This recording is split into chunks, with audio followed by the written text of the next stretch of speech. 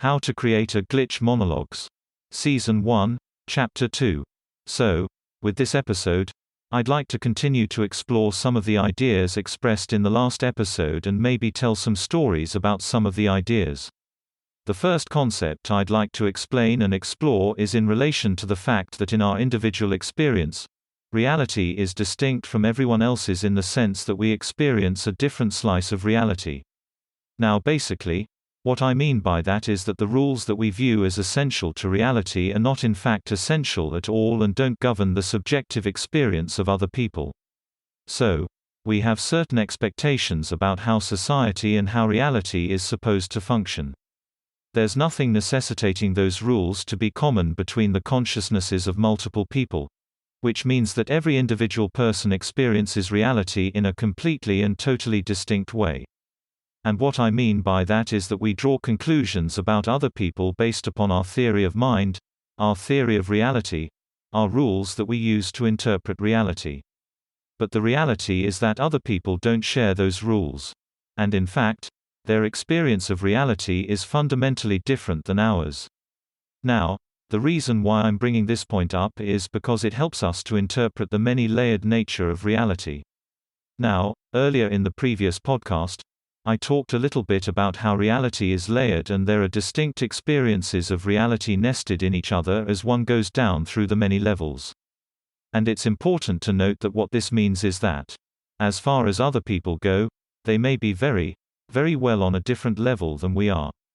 They may be experiencing a different slice of reality, a different nested existence. And even if we aren't interacting between ourselves and we think that we're expressing meaning and being understood in a certain way, the reality is that the consciousnesses of those other people might exist on a completely different plane or in a completely different reality, which means that their experience of what we are saying or doing might be completely divorced from what we think we are saying and doing. So, it's almost as if one is in a hall of mirrors and one is communicating with another individual on the other side of a one-way mirror. And everything that that person sees through it is distinct in a fundamental way or distorted from the way that we see ourselves. Now, so this is the first point I'd like to get across. The other direction I'd like to take the discussion is with regards to how people interact in social situations and how they fit together very much like a clockwork in the sense of their emotional and hormonal balance. Now essentially, what I'm suggesting is, each of us are like pieces of a puzzle with certain protuberances. And also places for insertion were almost like a complex biochemical molecule with an external structure. Now the reason I'm making that comparison is because we each and every one of us, we fit together. And the people that we have social interaction with on a daily basis, they form an essential component of our bodily rhythms.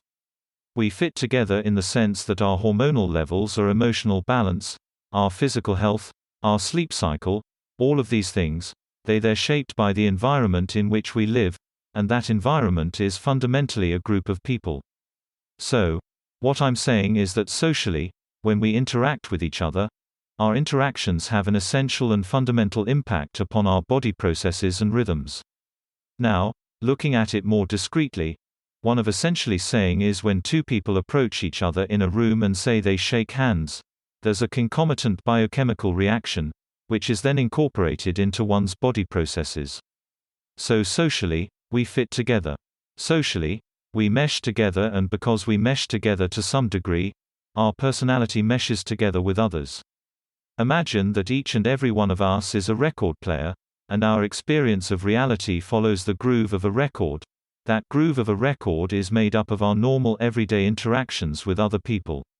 So, if we follow that groove, if we don't depart from the conditioned plan associated with our interactions with others, our hormonal and bodily rhythms will all follow a given pattern, which is consistent and stable. But it is also possible to take that needle out of the record player or out of the record and put it in a groove where it doesn't belong. Now, to some degree, glitching is very much like removing that needle from the groove and putting it to where it doesn't belong. And when one does that, one can experience is a completely distinct kind of reality. It's not unusual when one does something like that to experience other people's thoughts as if they are happening, to experience one's own thoughts as if they are happening, to have other people react to your thoughts in social situations. It's also quite possible when one does this to see from the outside how reality or how our experience of reality is slotted into a given pattern or a puzzle. Very much like the piece of a puzzle fits into the pattern which surrounds it. And if one holds oneself out of that groove, what one sees is that there's a whole gamut of experiences and identity which exists outside the ordinary course of our experience. So fundamentally, what I'm saying is existing in a state of glitching reality means entertaining possibilities about oneself and about one's identity that one wouldn't ordinarily consider. Fundamentally, glitching is about experiencing oneself in a new way, not about experiencing reality in a new way. Anyway, that's the end of this recording.